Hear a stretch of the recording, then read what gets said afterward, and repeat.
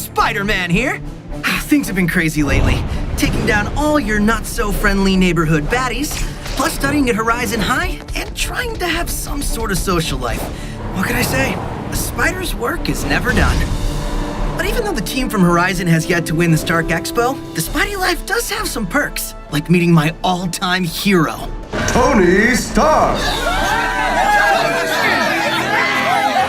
Tony gave me some great advice. Kid, never show up to the first half of your own party.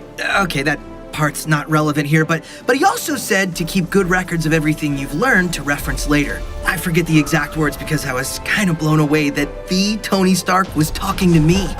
So at the advice of my good friend Iron Man, I'm consolidating all my knowledge about one of the biggest baddies ever. I'm talking about the Venom symbiote, where it comes from, what we know about it, and how to take it down.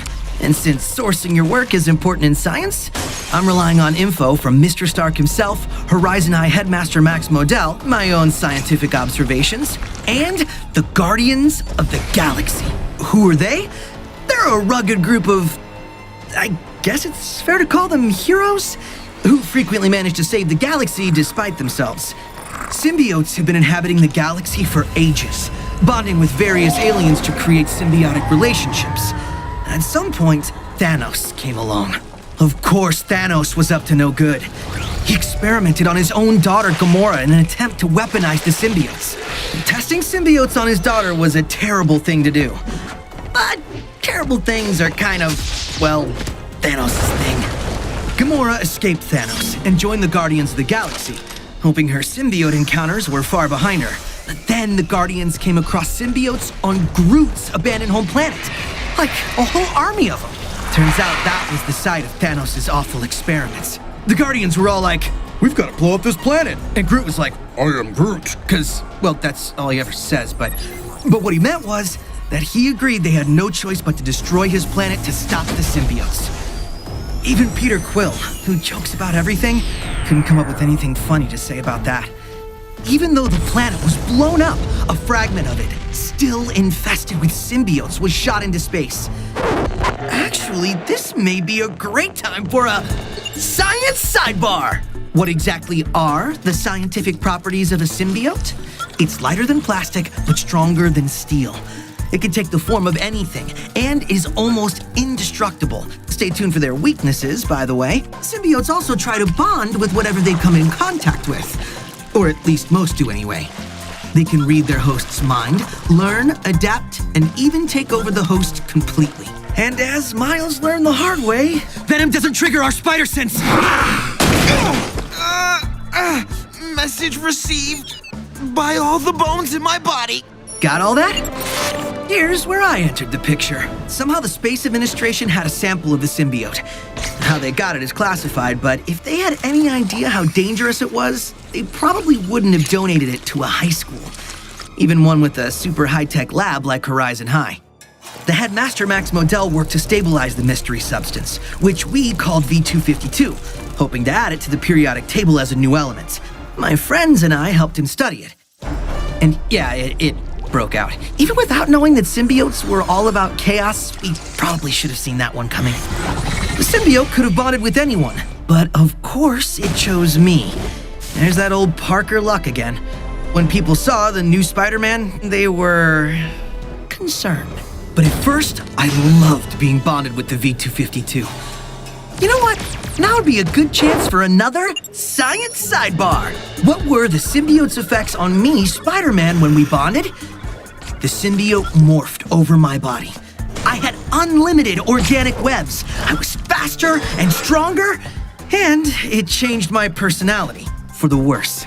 Becoming harder and harder to control this rage!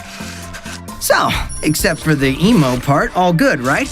But I started to suspect that the V252 was a living thing, an alien life form, and then I couldn't get rid of it. I finally got it off with Norman Osborn's help, if you can believe that, and put it in a containment unit for safekeeping. Oh, and remember the Guardians of the Galaxy? Well, here's where our paths merge. The Guardians received a distress call from Ant-Man. He and Iron Man were attacked by a symbiote that was hiding in Thanos' Sanctuary asteroid. And you can imagine their surprise because the Avengers had been studying the asteroid for a while before the symbiote made its appearance. The Guardians tracked the symbiote with their scanners to a subway tunnel, where they found me.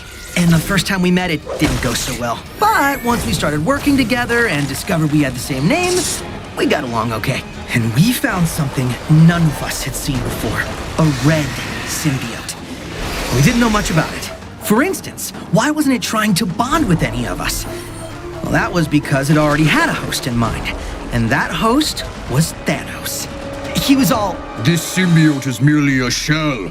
I will turn this entire city into a symbiote army that I control. Should you survive, you will have the honor of joining them." or just something like that.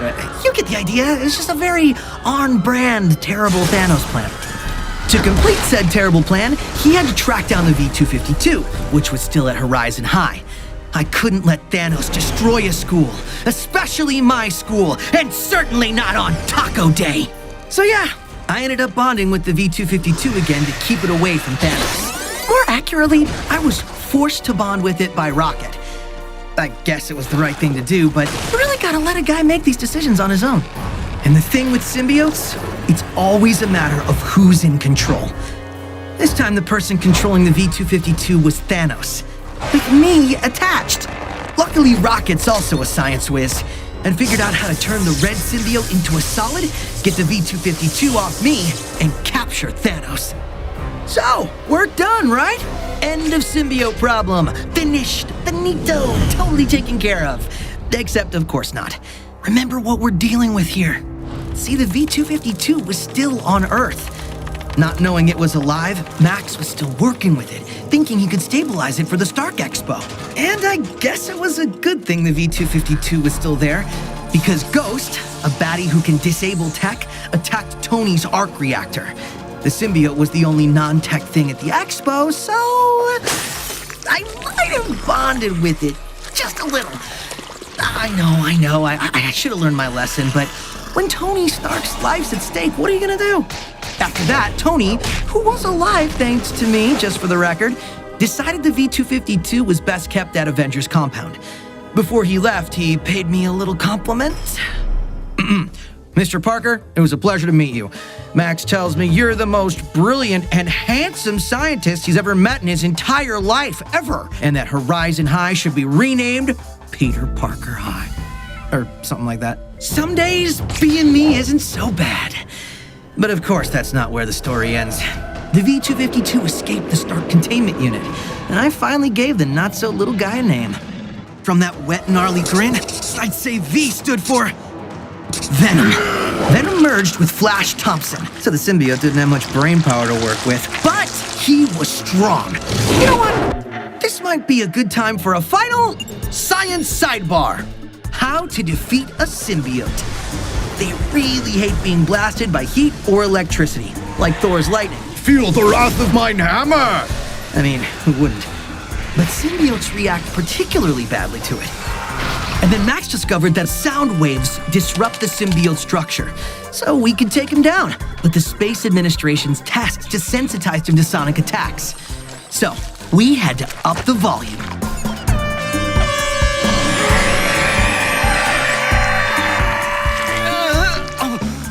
Class dismissed. After I separated Venom from Flash, the symbiote was safely contained at the Space Administration. Emphasis on was. Note to self, maybe invent some symbiote-proof glass for next year's Stark Expo. Anyway, it bonded with my rival photographer at the Bugle, Eddie Brock. And this time, it wasn't so easy to get them apart. The fun has just begun, Parker.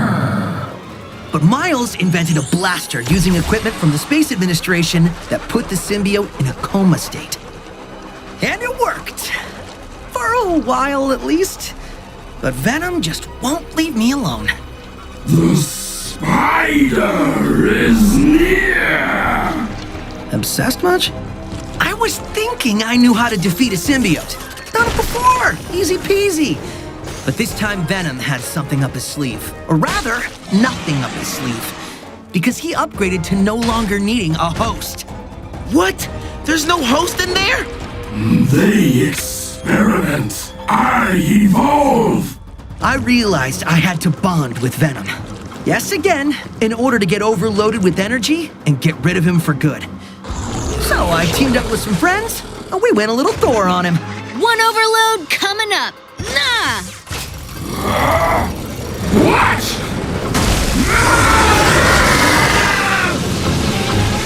What is this? I will! So, that's where things stand now. Basically, the TLDR version is, the symbiotes are dangerous and really, really good at making a break for it. And Venom in particular has it out for me. Pretty sure we haven't seen the last of him. Because if there's one thing I've learned, it's that just when you think your enemies are defeated, they're already plotting a comeback.